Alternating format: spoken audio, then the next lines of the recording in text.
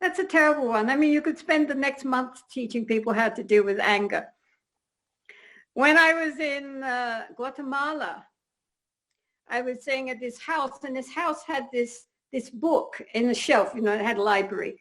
And one of the books was The Dummy's Guide to Overcoming Anger.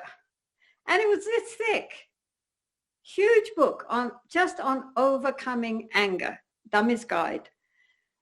And I started reading parts of it, and it was really good. A lot of it was Buddhist stuff, but they didn't say it was Buddhist, but Buddhist techniques. But a lot of really helpful information for different people, different kinds of anger, different causes of the anger, various techniques for helping to overcome it. So I would say read books on anger control. Download from the internet people talking about anger control. There's a lot of it out there. There are whole books and YouTubes on dealing with anger. Take one or two hints from that, not the whole thing, but something. The basic Buddhist idea is that first we recognize anger. As anger comes up, we recognize, I am angry. And then we accept that we're angry. And then comes the choice what to do about it. So, of course, the very, very best is to recognize it the moment it comes up and transform it. But most people can't do that. But what we can do is to recognize that one of the most important qualities on the path is patience, forbearance, tolerance, not getting angry when someone else is angry, not getting swept along by our anger. Shantideva has a whole chapter on patience in his Bodhicharyavatara. So how to cultivate this very important quality of patience, which is needed on the Bodhisattva path, on the path to enlightenment. How can we practice patience if someone doesn't annoy us? So therefore, the person who is upsetting us and causing us to feel angry is the very person who is actually our helper on the path. They are teaching us how to become patient. So therefore, rather than resenting the person who is causing us to be upset and angry, we should be grateful to them because they are helping us to become bodhisattvas. Now, if we cannot manage that much, then, as Shantideva says, become like a log of wood. In other words, just don't react.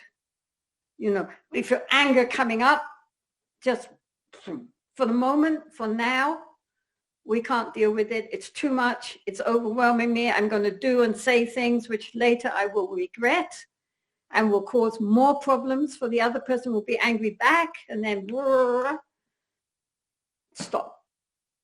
Just don't react. That can be very helpful because it doesn't solve the problem of the anger, but it does solve the problem of creating more and more difficulties coming up karmically and interrelationships, saying and doing things that later you're sorry you said and did. So it puts the lid on any further. If we can cultivate patience, very best. If we can't do that, at least we can not react and create more and more anger. But people who are inherently more and more angry, that everything upsets them and they get angry very, very quickly, it's often really because in their heart, they are not at peace with themselves. They are angry with themselves. They have anger in their heart towards themselves, which they then thrust out towards others. And that's why every time anybody, they have what we call a short tinder, it very quickly bursts into flames.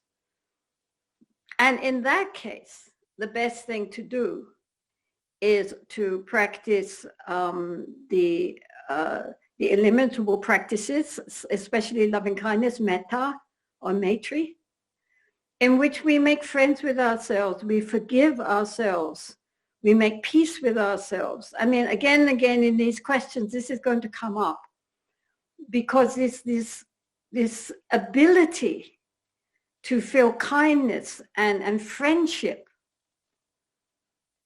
what is translated in English as loving kindness, but the word maitri and metta actually is combined with the root to mean a friend. So we become a good friend to ourselves. We send ourselves good feelings. And the Buddha said right from the start, we start with ourselves. We have to make friends with ourselves. We have to be at peace with ourselves, at ease with ourselves, forgive ourselves. When we're at peace with ourselves, forgiving ourselves, then it's very easy to not be upset with others. But as long as their core of anger and frustration and you know, that non-peace is inside us, then everything will spark it. You know, everybody else will seem like the enemy. And everything will upset us and irritate us and annoy us. So learn patience. Learn to see that the essence of the thoughts are empty. Our emotion likewise is empty. If you can meditate on that, that's very, very best.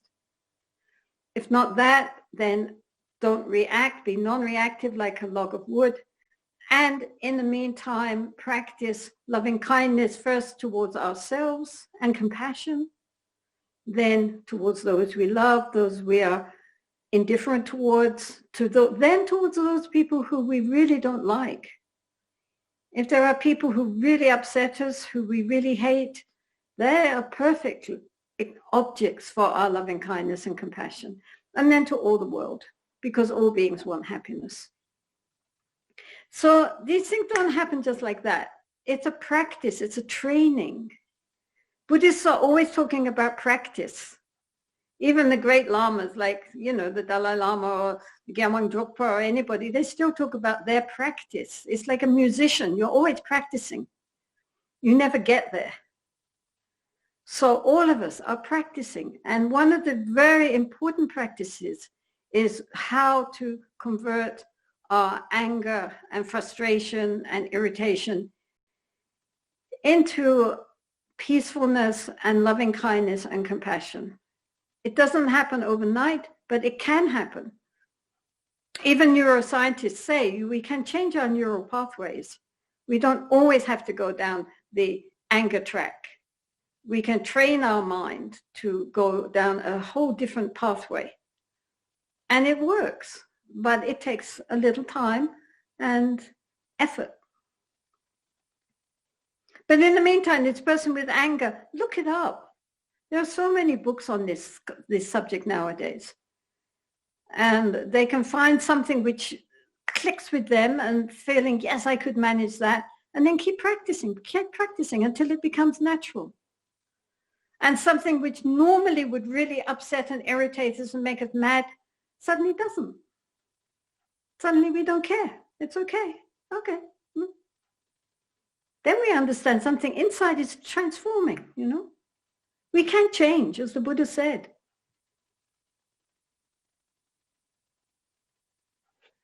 Everybody has something, you know, and that something, that problem, the difficulties which we have is the path. That's the important thing. It's not the obstacle to the path.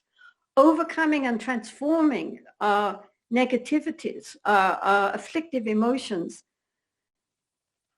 is the training we need for the path. I mean, that's the whole point. It's not that we're all perfect to start off with. If we were so perfect, we wouldn't need the path. It's because we have problems. That's why we practice. And then we see that gradually things do change. Yeah. We're not so greedy. We're not so jealous. We're not so envious. We're not so driven. We're not so angry. Slowly, slowly, slowly. As the Buddha said, drop by drop, the jar is filled.